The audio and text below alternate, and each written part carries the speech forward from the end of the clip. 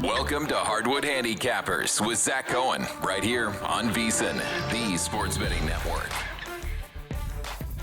Welcome back to Hardwood Handicappers. This is Zachary Cohen, VSiN.com senior editor, with a Black Friday edition of the show. Hardwood Handicappers is sponsored by Better Picks, the fantasy app that turns your basketball takes into cash. Download the Better app and use code VSiNPod to get $10 free. No deposit needed. That's VSiNPod, VSINPOD. We have a link for that in the description. As I mentioned, it is Black Friday today. I hope you all had a great Thanksgiving yesterday. Hope everybody got some good food in their belly. Hope everybody enjoyed the football, enjoyed the college basketball. I certainly did. But now that it is Black Friday, it's a great time to mention that this is the best time of the year to sign up for a VSiN Pro subscription for only $60. Through May 1st, you get everything that we have to offer, whether that's the picks on the website, the articles on the website, all of our content that is available on our live shows. You can watch that on YouTube TV. You can watch that on our website at vsin.com/watch. We have everything available for you, and it is a great price right now. Also a great time if you think about the timing of through May 1st. You get everything. You get the Super Bowl, you get March Madness, you get a lot of really good content from us during very important times on the sports calendar. And I mentioned it last show, but all of my tennis stuff will be available, and you'll get a lot of that through May 1st. So if you enjoy tennis as well, I will have you covered there. But I want to get back into basketball. I want to get back into the NBA. We have a lot going on right now. Tonight is the NBA Cup. We will have a lot of groups decided tonight, and some of the knockout stuff will be figured out as well. So a very, very exciting time. But before we get into tonight's slate, let's talk a little bit about what we saw Wednesday. We did see the Pistons see that 13-game winning streak snapped in Boston, a game that Detroit definitely could have won. Cade Cunningham baited Boston into a foul on a three towards the end of the game, but he ended up missing one of those 3 free throws, and that ultimately ended with the Celtics winning that game. But the Pistons still put up a really good fight in the loss. It wasn't like they rolled over, so very impressive performance of both teams. And Boston has been actually pretty fun to watch this season. I think that we're seeing some of those young guys emerge, and I think Jordan Walsh has been one of the ones that I've been, having fun watching. Definitely not the greatest offensive player in the world, but very, very good defensively. And I think they're going to kind of figure some things out with this roster as they kind of wait for Jason Tatum to get back from that torn Achilles. But they'll be in good shape once he does. Other takeaways for me, Tyler Hero had 29 points in his second game back. 9 for 15 shooting, 7 assists, was also a +4 in a 3-point win, and was the only player in the starting 5 with a positive plus-minus in the game. He has looked very, very good since returning. He has not really looked like a guy that, is coming off a lengthy injury. So to see him not really rusty is big, because obviously Miami was one of the stories of the early season with the fast pace that they're playing at, the new offensive system. This is always a team that you could really count on to be borderline top 10 defensively. But now that the offense is clicking, very interesting team to monitor over the next couple of weeks. So I'm very excited to see that Hero's playing well. And I would like to kind of get a few more games under the belt, especially some big ones. If Miami can play close against some of the top teams in the Eastern Conference, they're going to feel really confident come the postseason about knocking off those teams in a best-of-7 setting. Another game, just to quickly mention, shorthanded Rockets going to Golden State to beat the Warriors. That game ended up preventing a really, really big night for the podcast. Had a big play on Golden State money line in that one. I really thought they'd pull it out, but the Rockets, they just don't go away. That's part of the reason that I really like this team in terms of big picture. I just think that Houston's floor is so high. They compete every single night. Very, very good defensively. And then offensively, they are way better than they were last season. Obviously, having Kevin Durant helps. Durant wasn't out there in that game, but the way that this team competes defensively means that they're going to be playing close games pretty much every single night. Now that they have the offense to kind of get over the finish line, that is what makes this team special. Last thing I wanted to mention, and this is kind of a hat tip to Drew Dinsick from NBC Sports, who goes on a numbers game with Gil Alexander and Kelly Bidlin, and Kelly's now on the train as well. Austin Reeves to win Most Improved Player at 35-1 is something that is very intriguing at this point in the season. I think that when you look at Reeves, you assume he's going to play a lot worse with LeBron James back in the mix, but he's now played 3 games with both Luka and LeBron, averaging 26.3 points per game in those 3 games. And last game he had 31 points. That is not far off his seasonal average of 27 points per game. So this is a guy that has now jumped from 20.2 points per game last season to 27.9 points per game this season. Even if he does fall to 26, that's a sizable jump. And he's averaging 7 assists per game this year, up from 5.8 last year. And just overall, he's the 6th best player in the NBA, according to estimated plus minus, which is now available fully at Dunks and Threes. They had the estimated stuff, the projections for the entire season up until a couple of days ago. Now they actually have the actual estimated plus minus up, and I believe that is the best catch-all metric in all of the NBA. So if you like to kind of see how players are doing from an advanced stats perspective, that is definitely a place to go, dunksandthrees.com. And also Reeves, 97th percentile on offensive EPM this season. Just a guy that has made the leap from very, very good starter, borderline all-star, to now playing like an all-star. And that is the type of player that does tend to win this award. So I think at 35-1, it's a good price. I understand that Jalen Duren and Josh Giddey have made the better cases in terms of guys that kind of made the leap into that category of being borderline all-stars from not being there before. But I think that Reeves is worth a shot, especially if the Lakers continue to win that they are. That is such a big brand that everyone's going to be looking for ways to kind of give those players flowers. I think that Reeves is a player that could get them.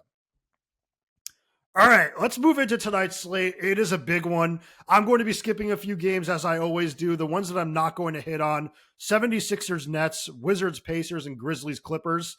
Those first 2 games don't matter in terms of the NBA Cup. That last one might. It depends on what we see out of the rest of the Western Conference teams. Grizzlies and Clippers would both need to win, and I think they would both need to win by margin. And I actually think that actually only applies to Memphis. I will quickly check here, but it's still a game that I just don't have a great read on. Like I said, both teams 2-1. Memphis plus 9 point differential, Clippers minus 15. Unless the Clippers win by like 40, they don't really have a shot. But the Grizzlies have an outside shot of getting to the knockout stage with one of the wild cards. So not a meaningless game, but a game that I really don't have a read on, and I don't really want to talk about it. Maybe I'll have some player props up at VSiN.com later. I always look back at these 3 games, even though I'm skipping them, and I will definitely take a look and just see if there's any value to be had in all of them, but nothing for me right now. So I'm starting with the Cavaliers against the Hawks. This is a game where the Hawks are 6.5 point underdogs. Totals 236.5. The Cavaliers are 2-1 in East Group A. Point differentials plus 33. The Raptors actually already clinched this group, so the Cavaliers cannot win the group, but Cleveland could definitely make the knockout rounds with a convincing win. I mean, Orlando's in really good shape if you're talking about the wild card team in the East, because they have a massive point differential right now. I'll get that exact number, plus 61. So unless they lose to Detroit tonight by like 20 points, like they are in very, very good shape. And unless Cleveland wins by 20 to 30, they're probably looking at being out here. But that is why you are seeing the Cavaliers as such a big favorite in this game, as whether it's 5.5 or 6.5, you're seeing different prices everywhere. But this is a game that our VSiN analytics expert, Steve Makinen, actually had Atlanta minus 3.6 on the estimated spread. So this game where we see the wrong team favored in a way, and they are actually favored big, it's because the Cavaliers need to win by margin for the NBA Cup purposes. I don't really have anything in terms of sides and totals. It is a little bit weird for me seeing the NBA Cup being weighed so heavily into a single game. The Cavaliers are still missing Sam Merrill, still missing Max Strus, and they do have Gene Wade and Craig Porter Jr. questionable, 2 players that can contribute on any given night. So I don't really trust Cleveland laying the points, especially with Atlanta being, kind of on par with them based on what we've seen this season. But I am playing Onyeka Okongwu over 13.5 points at plus 100 in this game. Okongwu has had at least 15 points in 7 consecutive games, so has been going actually well over this number. He's actually a player that has been just lighting it up from 3 lately. I mentioned it on the show with Kelly Bidlin last week when I was talking about most improved player. He's not really going to have a shot to win. There's just too many players that are doing too well, but Okongwu is now shooting 41.4% from 3 on 4.8 attempts per game. In November, he's actually upped that to 5.5 attempts per game, shooting 42.4% from 3. He just out of nowhere has turned into a stretch big, a player that is sky high in confidence at the moment. And I do think the Cavaliers present a pretty good matchup for him because they're 27th in the NBA at guarding spot up opportunities. I think that there will be good looks for Okongwu, especially with some of the big men that Cleveland has wanting to be around the basket to protect the rim. And then I will add Okongwu is a player that's pretty good on the offensive glass. He moves very well for a big man, so he's always a threat in transition. So I don't think it's just going to be the threes here. I think that there will be some opportunities for him to kind of finish at the rim. And I just think the 14 plus points is very, very reasonable for him in a matchup that, might end up being a little bit higher in scoring than you'd expect. Next game, Bulls at Hornets, 7:30 p.m. Eastern. This is a game that no longer has NBA Cup implications. Both teams have been eliminated. I'm talking about it because I do like Charlotte in this game at plus 120 on the money line. I just think Chicago's injury report is crazy loaded at the moment. Kevin Huerter, Isaac Okoro, Nikola Vucevic, Kobe White, Patrick Williams, all 5 of those guys are listed as questionable here. All of those players contribute to the Bulls on a nightly basis. So if any combination of them ends up missing this game, you're talking about a Bulls team that is missing some contributors. I think the Hornets are a better team than we've seen throughout the course of the season. And they are coming off a really, really bad loss to New York. Just a complete blowout in Charlotte. I think that they're going to want to get back in the win column. I think we're going to see a much better effort out of them. And I'll add that Charlotte is 6-4 straight up under Charles Lee, their head coach, when playing at home in a game with a line of +3 to -3. So when this team is expected to be in a close game at home, that is when they have a winning record. This is a team that has been really bad the last couple of years. That trend suggests a lot about how they've played only 10 games in which they've been in games where there's been a +3 to -3 spread at home. That is crazy, but they are, pretty reliable in those spots. And Chicago's just 22-44 straight up under Billy Donovan when facing teams that out-rebound opponents by 3 or more rebounds per game. So they can be a little soft inside. The Hornets have been rebounding pretty well this year. I think Charlotte gets the job done at home. I love the plus money odds there. Next game, one of the biggest games of the night, Magic at Pistons, 7:30 p.m. Eastern. This is going to be a very exciting game. The winner of this game wins East Group B and makes the knockout stages. But like I said before, Orlando plus 61 point differential at the moment. If they lose this game, they really should still get in. They just need to avoid embarrassment in order to do so. So I think that Orlando is a team that I'd be looking at personally on like an adjusted point total, adjusted point spread tonight. And I will be doing that this evening. I'm going to take the Magic plus 7.5 in a parlay with the Lakers money line. I'll talk a little bit about that game later, but I do think that Orlando has what it takes to keep this game close. I actually like Orlando on a lean to the plus 3.5 normal spread. I just think that the Pistons, for as good as they've been over this recent stretch, 13 straight games before losing that game to the Celtics, you break things down to over the last 10 games, they actually have a worse net rating than the Magic in that recent stretch. Magic are plus 9.7 over the last 10, Pistons plus 7.8.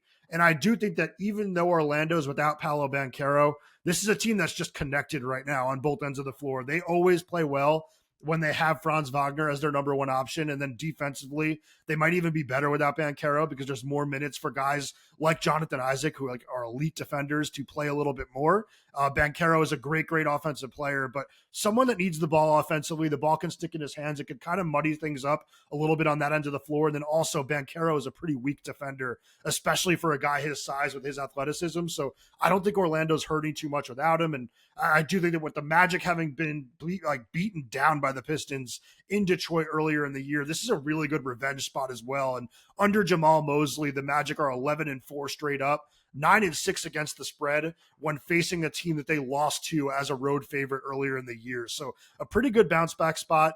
Also, the Pistons 9-10 straight up, 7-12 against the spread under JB Bickerstaff as home favorites of 6 or fewer. So a few trends to keep an eye on. And then just also a Magic team that I think is playing some of the best ball of anybody in the Eastern Conference at the moment. Let's move on now to Bucks at Knicks, 7:30 p.m. Eastern.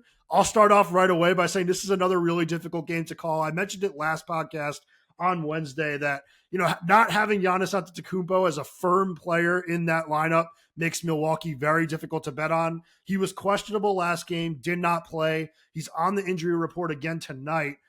If he does not play, it's a game that New York probably blows them out. This is a Knicks team that will win East Group C with a win. There's a lot of incentive for New York to go out there and win this game, and I do think that they will do that at Madison Square Garden, especially with Milwaukee having defeated New York at Fiserv Forum earlier in the year in a game that was really good, really competitive. But I think the Knicks kind of get their lick back. If Giannis is out there, though, I do think that the points are interesting.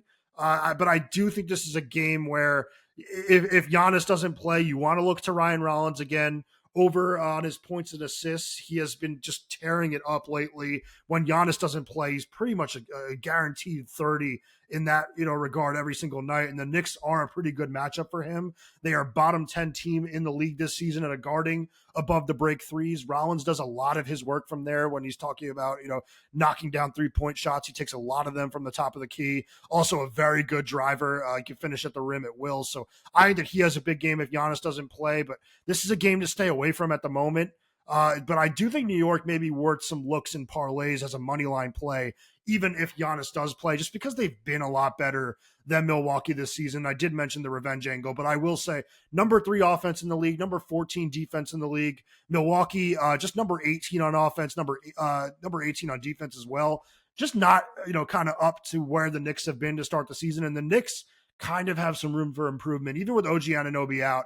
I just think that they're a much better team than the Bucks at the moment. So New York would be a look for me in moneyline parlays once you get the better price if Giannis is back in. Let's move on to Suns Thunder. Another game that will decide the winner of the group. Having said that, this is a game that the Thunder are going to expect to win. OKC is a favorite of, I believe, 15.5. Yes, 15.5 points at some shops. 225.5 is the total. Not only are the Thunder massive favorites in this game and 18-1 on the season, but they are also getting Jalen Williams back, the player that I have referred to as the good J-Dub before on this podcast, because there are 2 Jalen Williams on the OKC. But man, getting Jalen Williams back and just adding him to what we've already seen from the Thunder is absolutely crazy. I mean, like I said, this team is 18-1. Their net rating this season is plus 10.8. That's a league best mark.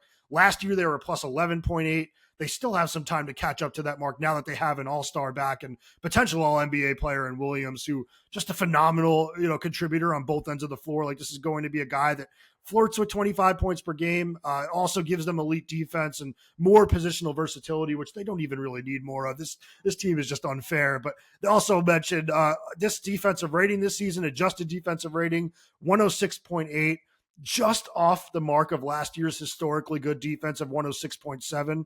Just such a good team on both ends of the floor, and they are killing opponents. So getting that player back, it's only going to make things worse for opponents. So I do expect OKC to win this group, and I think that they do beat my Phoenix Suns in convincing fashion. But I do like Colin Gillespie over 12.5 points in this game at minus 105. Gillespie moved into the starting 5 last game. He is scored now, I believe, 15 plus points in 6 consecutive games.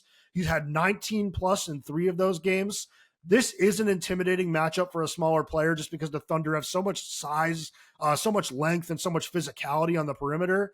But man, I think that Gillespie is like a fearless player. He's a really good shot maker. And I do think that his role in the Suns offense right now, as long as Grayson Allen and Jalen Green are out, is pretty much cemented. So I think this is a pretty good matchup for him, even though it's tough in terms of looking at the defenders on the other side. I just think that Gillespie is going to get a lot of shots up. And, there have been similar players that have had success against this OKC defense in recent games. I mean, look at Keontae George had 20, Malik Monk 16, Dennis Schroeder at 21, Jeremiah Fears at 24. We have seen some smaller players like Gillespie have some success against this defense, which, as good as it has been, can be a little bit careless defending the 3-point line and has not been just as good as last year, not as crisp. So I think Gillespie could score 13 plus.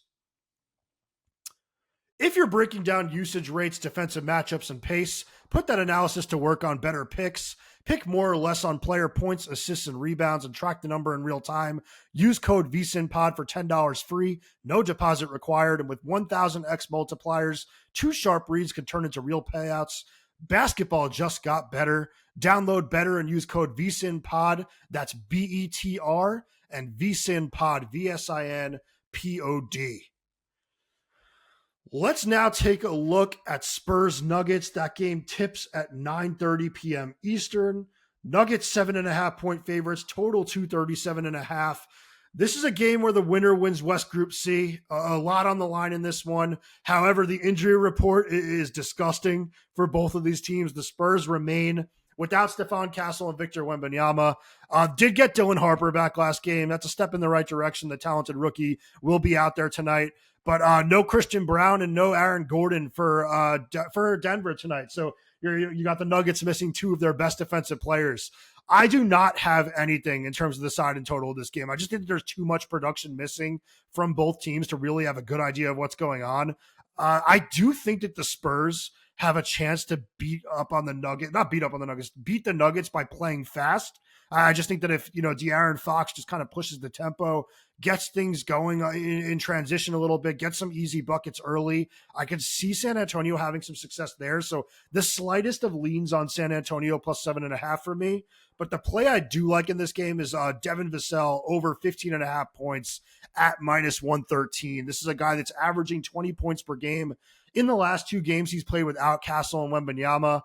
No Brown and no Gordon, like I just mentioned. Like, that is massive for opposing wings because those are two of the best defenders that Denver has in the lineup, and those are two guys that do primarily guard wings. So I think there's going to be some really good opportunities for some of San Antonio's players to get it going, and Vassell is a good spot-up shooter. There should be some decent spot-up looks to go around against this Nuggets team, which is just 20th in the league at guarding spot-up opportunities this year, and also a team that's 27th at guarding longer and mid-range jumpers. Those are not the types of shots you really want your players to be taking, but Vassell does take some of them. He's pretty good at them, and I think that there are going to be some quality looks in that area of the court. So I think that Vassell can score 16 plus in this game. I think he's going to stand out in a game where we don't really know who will, have a lot of success. So that's where I'm looking at Spurs Nuggets. Next game, Kings Jazz, 9:30 p.m. Eastern. Jazz favored by 2.5, total 242.5. I'll start by saying this is not a game that I should be talking about. I'm fully aware these are two bad teams, and I like to skip some of those matchups, but I do tend to bet on bad teams sometimes, and I'm betting on a very bad one tonight. I love the Jazz money line, minus 120, in a game with no NBA Cup implications. I just think that we've seen, a little bit more spirit out of this Kings team over the last week or so, but no Domantas Sabonis. He's out with an injury. This is a very, very weak big man rotation for Sacramento right now. That makes this a much better matchup for Lauri Markkanen, who's going to be the best big player on the floor, but also the best player on the floor in general. I think he's going to light it up in this game. And I also think that the Jazz, with Keontae George playing a little bit better, some of the young guards playing a little bit better, I think that they have the firepower to match that Kings veteran, group of guards that can be explosive on any given night. But I think that the Jazz can match them. And I'll also add that, Utah, while they have a losing record at home this season, just 4-5, and their net rating only minus 0.1. So pretty much about even. Sacramento on the road this year, 2-8. With a minus 9.7 net rating. So that's a team that is really struggling on the road. I think that you're talking about a Jazz team that should be much better at home than the Kings are when playing away from home. And I know that Utah's laying 2.5 in this game, but man, I think they should be laying a lot more. I think they should be 4.5 at least. And I think that this is a really good opportunity to grab some money line. Like I just said, at minus 120. This is a play that I'm going to be going much bigger on. And this is also a situation where, I mentioned it before with the Hornets where they play well, when they're expected to play well at home, because it's not often that they are facing teams that are kind of evenly matched with them and playing in their own home building. But it's a similar situation for Utah, which has been, competitive at home under Will Hardy, who I've mentioned it all the time on this podcast, even going back to when we did this podcast, years ago with me, JVT, and Kelly. But this is a team that's really good under Will Hardy when playing at home, 26-18 straight up to be exact. When playing as home favorites. So I think they're going to enjoy being the favorites in this game, and I think they're going to win this game somewhat convincingly. And then we will end this slate talking about the Mavericks at the Lakers, 10 p.m. Eastern. This is a game that does not have NBA Cup implications, but you have the Lakers favored by 10.5, totals 230.5. I'm putting the Lakers money line into that parlay I mentioned with the Magic before, because this is a game where it's Luka Doncic going up against his old team, and so far we have seen him play very well against them in the past. I think that Luka is going to light up this defense. I know that the Mavericks have been good defensively this season, and AD is questionable tonight, so that would give them a nice little boost on that end of the floor if he were to play through his calf strain. But I think that Luka lights him up. I don't think there's anybody on that defense that could actually cover him. There's really no one on the planet that can cover him. But when you throw in, Reeves and LeBron, you're talking about a Los Angeles team that just has all of the best shot makers, all of the best playmakers on the floor in this game. And the Lakers are also very good at just kind of being in the right spots defensively. They're not the quickest team. They're not the best team when you're kind of breaking things down individually and looking at their defenders. Like, this is not a team that has a lot of lockdown guys, but JJ Redick is a good coach and he has these guys in the right spots. That's why they haven't kind of bottomed out defensively, despite having, like I just said, slower players. They've actually been like a league average defense. It's because they defend well in a team setting, and Dallas is one of the worst teams in the league offensively. So I'd be really surprised if the Mavericks, have an efficient game offensively. This is a game that I think Los Angeles wins pretty convincingly. I don't want to lay double digits, but yeah, this is a play that I think that you should use in parlays to get better prices everywhere else that you want better prices. For me, it was Magic on an alternate spread of +7.5. I got a little bit closer to even money by taking the Lakers money line and throwing it in there. So I think Luka lights up his former team, and yeah, that's how I want to play this one. Not a VSiN Pro subscriber yet. I mentioned it before, but this is your best chance. Our Black Friday special is live, and for just $60, you'll get VSiN Pro access to everything we offer all the way through May 1st. That includes daily best bets from VSiN hosts and guests, real-time betting splits from DraftKings, Circa, and Bracco, AI-powered prop tools and weekly wide receiver cornerback matchup edges, 24/7 video and replays on the VSiN Watch app, coverage of every major sport through the spring. I mentioned it before, but football to hoops to March Madness, the NFL draft, the Masters, you have it all. Our biggest new subscriber offer of the year is here. Do not wait. Go to vsin.com/subscribe now. That's vsin.com/subscribe. I will say probably all year that we have some good offers, but I am telling you right now, this is the best offer. You got to jump on it. $60 all the way through May 1st. You're getting all of our big events. I really suggest jumping on this while you can. I would love to have you as a VSiN Pro to read all of my work, that's for sure. Let's recap some best bets now. We have a lot of them. It is a loaded Friday slate. It starts with Onyeka Okongwu over 13.5 points at +100 against the Cavaliers. Hornets money line +120 versus the Bulls. I have a parlay of Magic alternate spread +7.5 with Lakers money line. That's -123. And I'm going to be playing that to win 1.5 units. I also have Colin Gillespie over 12.5 points, -105 versus the Thunder. Devin Vassell over 15.5 points at -113 versus the Nuggets. And then Jazz money line -120 versus the Kings. That's actually a play that I'm making to win 2 units. So one of my bigger plays of the season. Have not played a lot of 2-unit plays this season, but that is going to be one of them. I think that they should be favored by a lot more at home. So I have those 6 plays right now. I might add some more to the website. Can't promise that because I already did get so much just kind of covered on this podcast. But always head over to vsin.com when games are about to tip. If you're interested in seeing if I added anything, it will be on the Pro Picks page. I will add it to the bottom of my stories as well. I always do player props. I always do a separate story on sides and totals. So you get 2 daily stories from me at vsin.com, and then all of the work from Steve Makinen, who I mentioned before. Just great stuff in terms of trends, betting insights, betting nuggets every single night. Stuff you want to read before making picks that evening. And then you get all of the stuff on our shows. The shows are just so fun to watch. I have it on in the background while I'm working literally all day. Like, I love hearing our hosts talk about things. I love hearing the guests. Just a great, just channel. If you love sports betting, there's really nothing like it at the moment. So head over to vsin.com, check out everything we have to offer, and please make sure you come back for the Monday episode of Hardwood Handicappers. We will be wrapping up a lot over the weekends when we talk on Monday again, and there will be a lot more picks to be made. So good luck with your bets tonight, and join us again.